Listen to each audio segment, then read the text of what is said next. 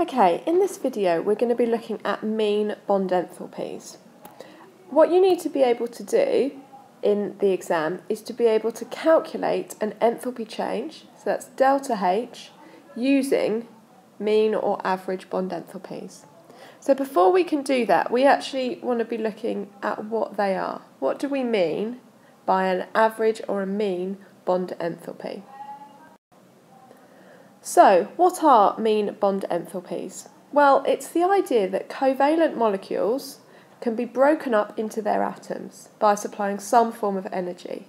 And very simply, the energy required to do that is known as the bond enthalpy.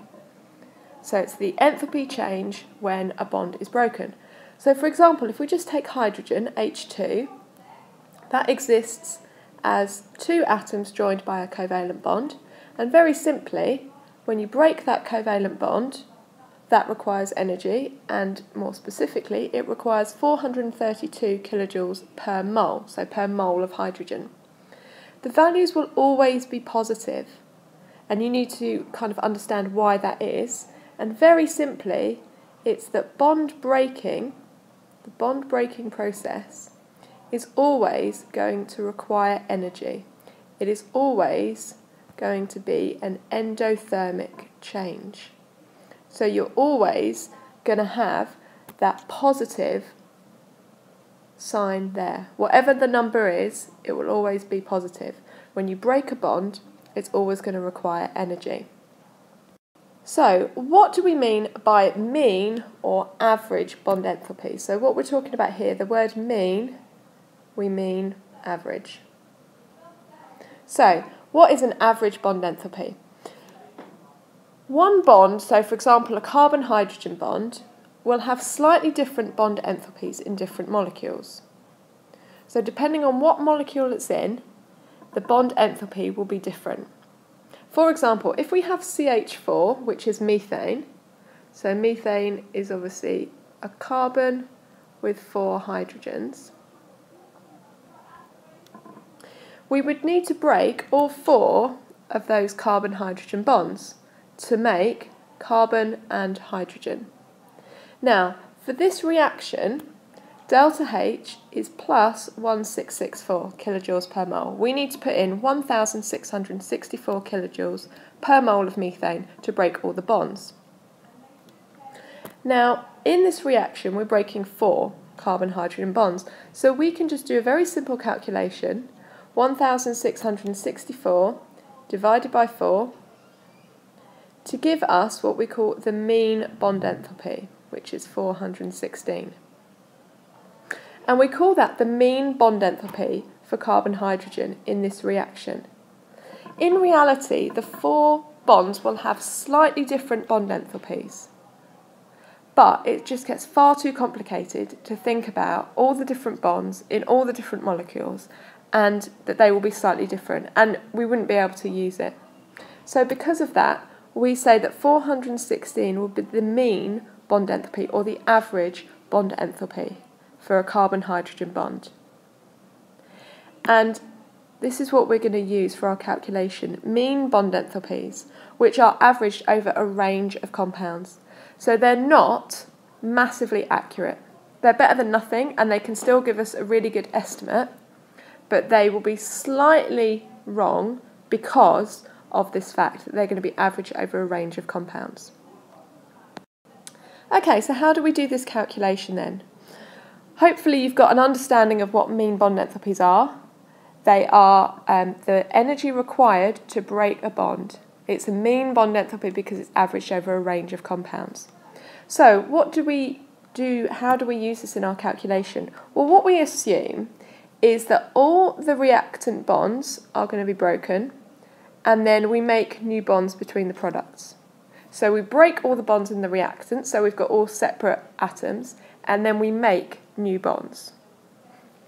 Now, remember from what I said earlier, bond breaking is an endothermic process. Bond making is an exothermic process. So when you make bonds, energy is given out. And if a bond is made, it gives out exactly the same amount of energy that would be needed to break it. So that's its bond enthalpy. So it's it's basically a reversible process. If you're breaking the bond, it will need a certain amount of energy. If you're making a bond, it will give out that same amount of energy. So let's have a look at exactly how we would do this. So I've got a method here. The numbers by the side have disappeared, so sorry about that. First thing we would do, the best way to start this is draw out all the molecules involved to show all the bonds, because then you can see really clearly what bonds you've got. Then, number 2, calculate the amount of energy needed to break the bonds in the reactants. Then, calculate the amount of energy given out when the bonds in the products are made. So you're looking at all the reactant bonds, calculate how much energy is needed to break all of them, add it all up. Then you're looking at the products, how much energy is given out when those bonds are made, add it all up. And then, to work out delta H, you do the amount of energy taken in minus the amount of energy given out. A slightly easier way to remember that is reactants minus products. And then just this isn't really a sort of step in the method, but just telling you that if the number has a negative sign in front of it, the reaction is exothermic. If it's positive, that means it's endothermic. So you don't have to worry about putting any signs in or anything. It will come out as either positive or negative. So let's look at a couple of examples. Okay, so this first one, calculate delta H for this reaction using bond enthalpies. So we've got CH4, which is methane, plus Cl2, chlorine, making CH3Cl plus HCl. So the first thing that I'm going to draw out all of the molecules with the bonds, so you can really see clearly what's happening. So firstly we've got methane, which is CH4, and then we've got chlorine, which is Cl2. So those are the reactants. The products, we've got CH3Cl, which is that, and we've also got HCl. So we've got the two products there. Okay, so the first thing, I've drawn out all of the molecules so you can see exactly where the bonds are, how many bonds there are. So the first thing that I'm going to do is to calculate all the bonds that are broken in the reactants. What you can see here underneath the question is all the bond enthalpies for the bonds that we need. So the reactants then. Look at how many bonds I've got and what type they are. So in methane, I've got 4 carbon-hydrogen bonds. So that's 4 times the bond enthalpy of carbon-hydrogen, which is 412. So that's the mean bond enthalpy. 4 times 412 plus, I've got chlorine-chlorine bond there, which is 242. So I've got my calculator here, so I'm just going to do that sum. 4 times 412 plus 242, you should get 1,890, and that's kilojoules per mole. So I've done the reactants. So the products, might run out of room here. Let's see.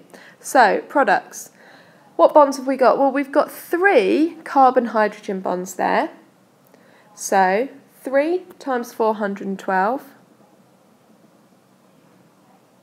plus, I've got a carbon Cl bond there and an HCl bond there.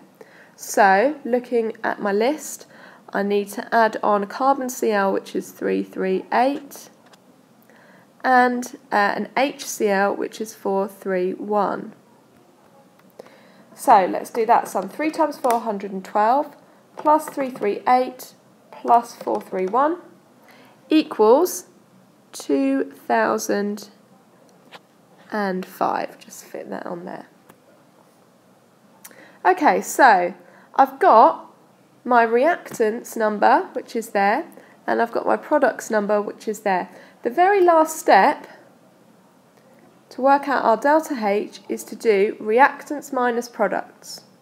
So 1890 minus 2005 equals minus 115, and that is kilojoules per mole. Okay, that value, minus 115, that minus bit tells us that it's an exothermic reaction, and it's giving out 115 kilojoules per mole. Okay, I hope you understood how to do that. We'll go through another example now, which is slightly more tricky. So, this example has come straight from an exam question, and it's saying use the information from the equation for process 3, which is what's up the top, and the mean bond enthalpies from the table below, which is all of this, to calculate a value for the enthalpy change for this process. So we've got it's a little bit more complicated here. What I'm going to do, again, I'm going to write out my equation, but I'm going to write it out showing all the bonds. So, as I said, it's going to be a little bit more tricky. So what we've got here is we've got ethanol. Now, at this stage, oops, there's a hydrogen there, you won't be so confident with what ethanol is and all the bonds in it, but that's okay. So that's what ethanol looks like.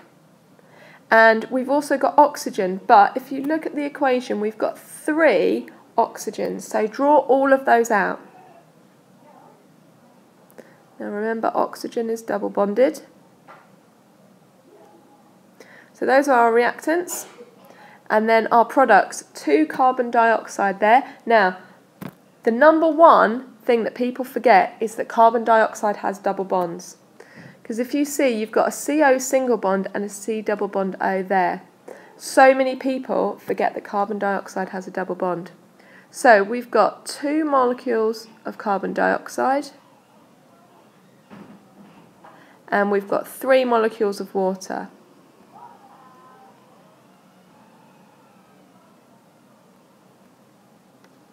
And just let me move it down slightly.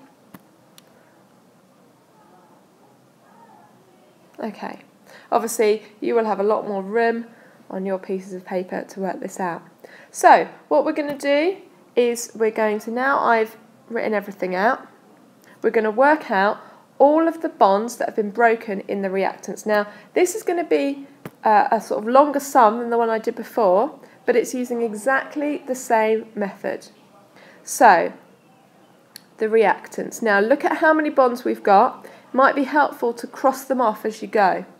So carbon hydrogen, we have 1, 2, 3, 4, 5 carbon hydrogens. That's 5 lots of 4, 1, 2. Plus, well, we've got a carbon-carbon bond there, which is 3, 4, 8. Plus carbon-oxygen there, 3, 6, 0. Plus oxygen-hydrogen, which is 4, 6, 3. Hopefully you can see I'm just getting all these numbers from this table up here. And then we've got 3 oxygen double bonds. 1, 2, 3. So that's 3 times 4, 9, 6. Okay, so a bit of a longer sum this time, but you're doing exactly the same thing. Plus 4, 6, 3. Plus 3 lots of 4, 9, 6.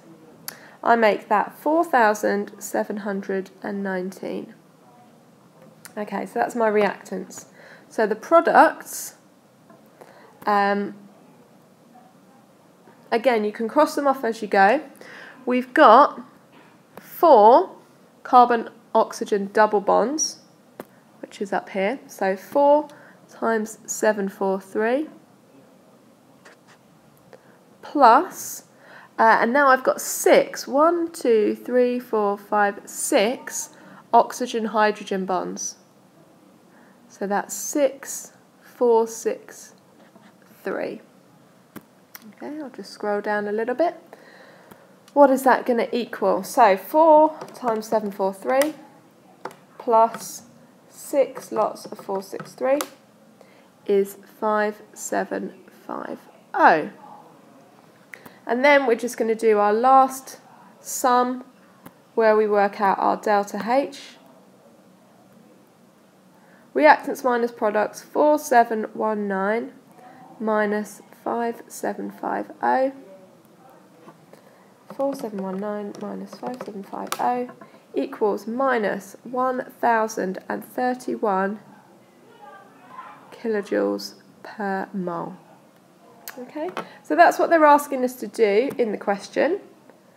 So it says calculate a value, and then there's just this last little bit of the question here. Give one reason why the value calculated is different from the value given in a data book, and that's just very simply because we are using mean bond enthalpies, which are averaged over a range of compounds. So that's all you need to write there. Okay, so I hope this video has been helpful, and I hope now that you're a bit more confident with working out the enthalpy change using mean bond enthalpies.